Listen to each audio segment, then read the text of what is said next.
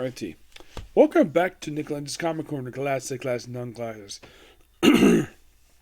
Episode number 2070, Doubleshot in 1964. I have two Batman-related trades for you. First up is Nightwing Volume 2, Get Grayson.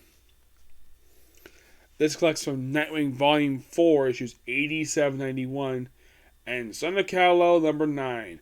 I've already discussed Son of Kal-El number 9, and of course the Nightwing issue. Now, this of course is written by Tom Taylor, and if something happens in issues that cause someone I know to drop the series because of a line, and I have a bookmark here, if something Barbara Gordon says,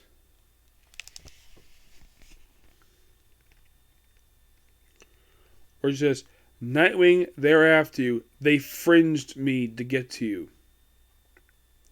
Yes, because of this line, the person I know dropped the series. All because of this line.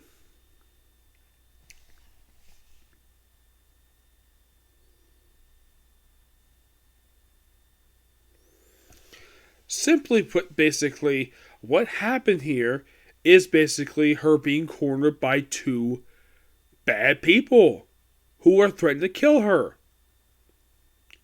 From what I can tell, it's being contained in a very bad way.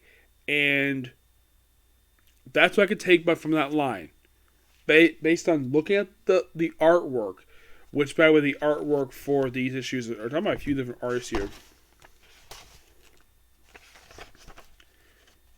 Well, yes, Tom Taylor does do the writing here, but the artwork here is done by Bruno Rodillo and Jorge Gerardo Burgos.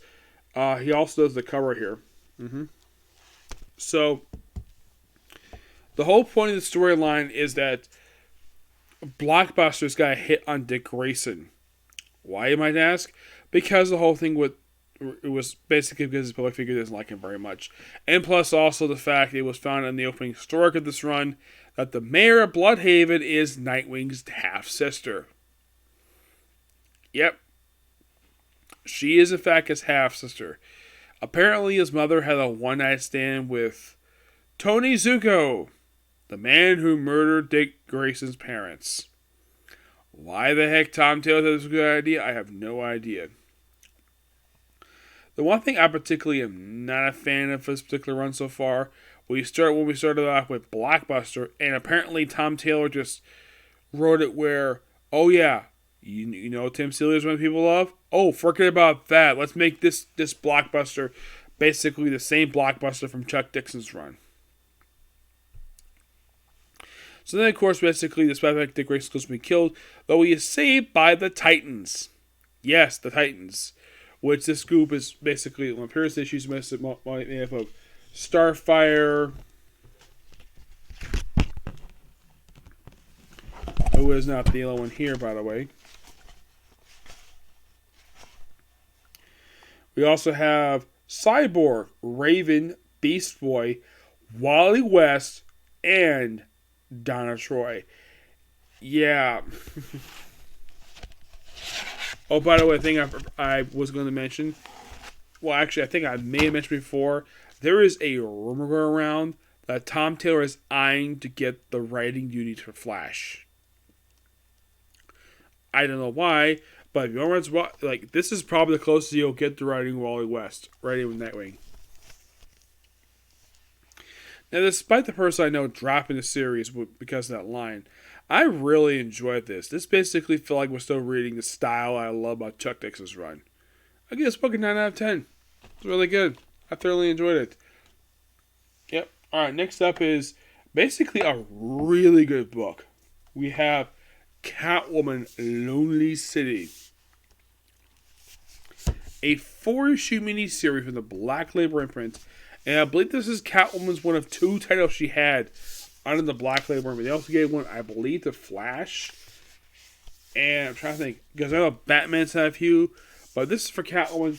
This is set in the future. Apparently 10 years in the future. Oh, by the way, they're viewing this miniseries. The Catwoman has worn a lot of more familiar Catwoman costumes. We see her put on the the 66 basically Catwoman costume, the black the purple suit from the 90s, the gray suit from the late 80s. And also she starts a relationship in here with the Riddler. For reasons. I don't know why. By the way, this book is written and drawn by Cliff Chiang. Yep. He's one of those miniseries. Now, unlike some other Black Label books, this book, I believe, was mostly released on time and came out basically on a monthly basis. And the story of this book is that a side effect is in the future. So, Barbara Gordon is on the city council. Two-Face is the mayor. And also we see Poison Ivy is here. One person is actually not here is Harley Quinn. Yeah, she's not in this miniseries. We see a lot of other villains.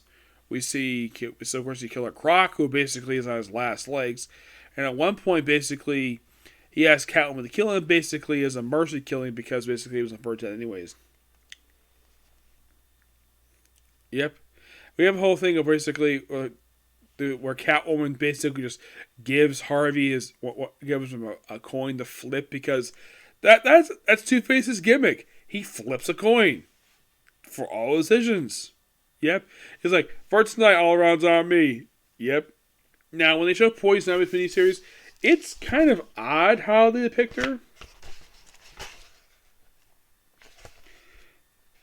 By the way, Selena Kyle is definitely older.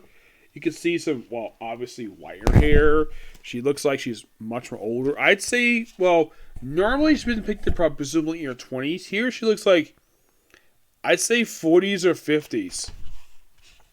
Plus, love the fact that in her little mini Catwoman cave, we see, on display, let's look at these costumes here. On the far left, that's basically the costume from the Batman animated series. The one in the middle, that's actually her costume from the 1970s. And the purple one, this one here,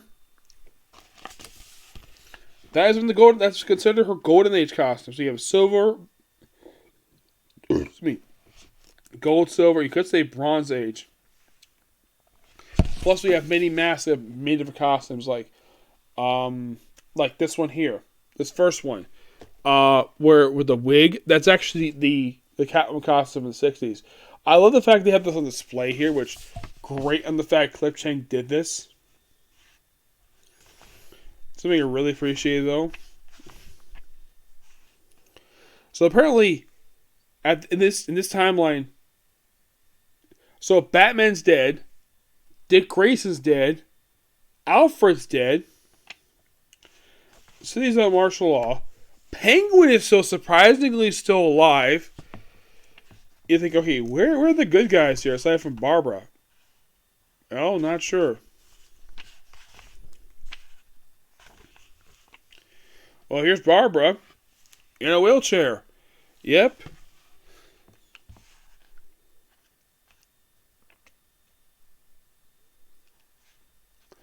And apparently we see Barbara's daughter. It's not exactly... No, it's not Dick Grayson per se. It's probably somebody else. Then Catwoman goes to a bar where apparently one of the waitresses, Granny Goodness from the New Gods, for reasons. I have no idea why. And apparently she's no friend of Catwoman for unknown reasons. Also, Killer Croc has basically got potbelly now. Yep. I love this little conversation between him and they're like, should we take her back to jail? I don't know, Harvey. You choose. Flips according to him. Catches it. What's that? Ma, next round is on me. Yay! It's so funny. Break at the Batcave election day. Yep.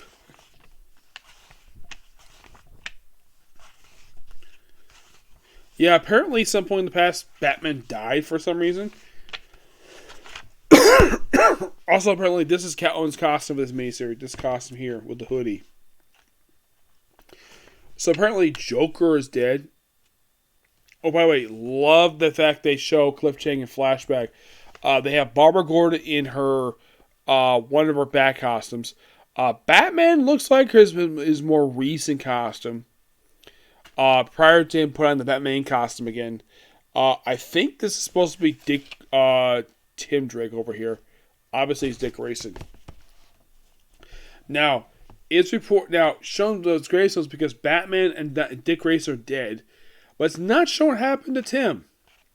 Nope, not really.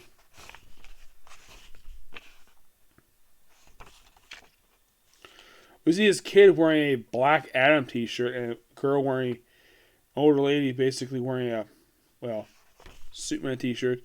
And this here is the Riddler, who's older and started a relationship with Catwoman. Well, this could be a nod. Oh, look, here's a nod to the 60s. Yep, we see Batman wearing the Adam West suit and Catwoman wearing the costume worn by Julie Newmar or the Kit. I don't remember who were in the movie.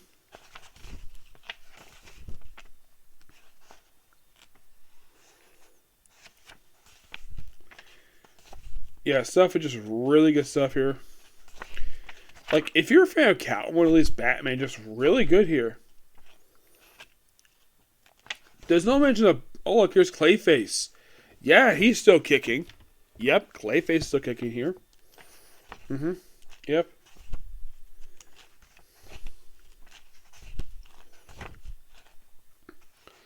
And apparently we see a version of the Red Flush Gang, the Red Rockets are in here.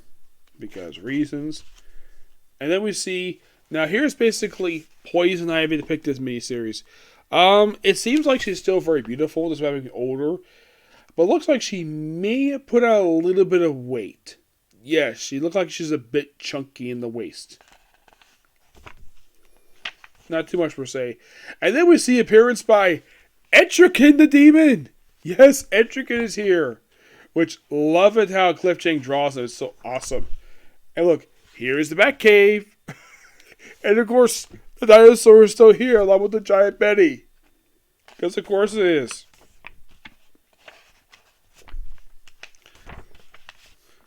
And then we see an old version of Zatanna.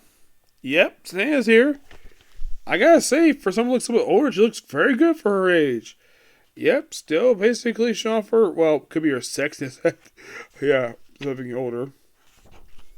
So they're like, into the Batcave. Apparently it's sealed by a Mr. Freeze type of thing. And wow, what a great page here. Let me show a close-up here. This is awesome. This is so good. We see the penny. We see the Joker card. The dinosaur. Really good stuff here. And we see Calaran the Witch Boy. Well, Calaran the Witch Man. Yep, he's here too. Because of course he is. And by the end of this, Harvey Dent is no longer mayor. Barbara Gordon is now the mayor of Gotham City. And the whole thing about the skyscrapers, make a joke about that. Jules. And that's how the miniseries ends. This miniseries is really good. If you're not a fan of basically like the stuff we have nowadays, I would check this book out. Basically, because this feels like classic Batman work. Just focus on Catwoman in the future. Now you might be curious, is there any Helena Wayne here? Nope, there is not. There's no mention of Bruce and Selena ever having kids in this continuity of this miniseries. Miniseries is really good. If you're a Catwoman fan, check it out. If you're a Batman fan, check it out. I basically give this book a 10 out of 10 because this book is really good. Yep. So yes, that's definitely this particular view. And that's going to be it for videos tonight because, it's almost midnight right now. So I'm going to see you all tomorrow for my reviews for Spy X Family and other anime, okay? Good video. Bye.